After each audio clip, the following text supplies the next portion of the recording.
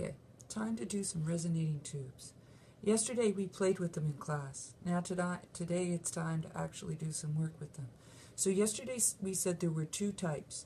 They were the type of tubes that were opened at both ends. That's like the one I was swinging over my head, and that other people were swinging over their head too. If it's open at both ends, and remember we said in order for it to make a sound, it needs to have a standing wave in there. And so if it's open at both ends, it has to have a node. Open ends always have a node. So open at both ends, there's going to be a node at both ends.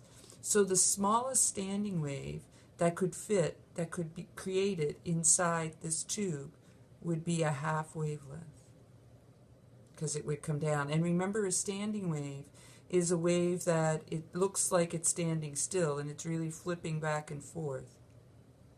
So this side is also there.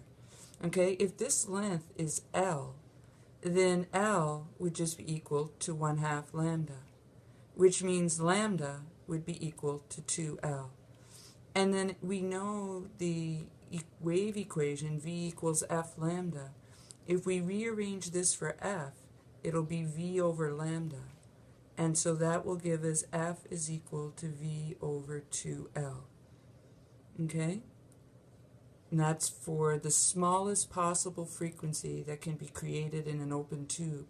Now, as we sped the tube up, it changed frequencies. So you can either speed the tube up or at a constant length, or you could change the length and you could get another frequency.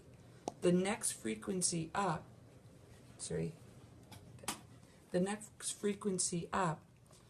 still has to have a node at both ends because it's still an open tube. So the next one would have a full wavelength here.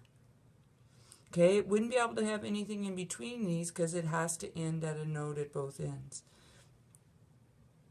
And remember, it's a standing wave, which means it would also be like that, and it would be flipping back and forth. So in this case, L is equal to 2 over 2 lambdas. There's 2 half lambdas there, or lambda is just equal to L. If we did the third one, still with a node at both ends, we would just end up adding another half wavelength again. And so this time L would be equal to 3 half wavelengths, or 3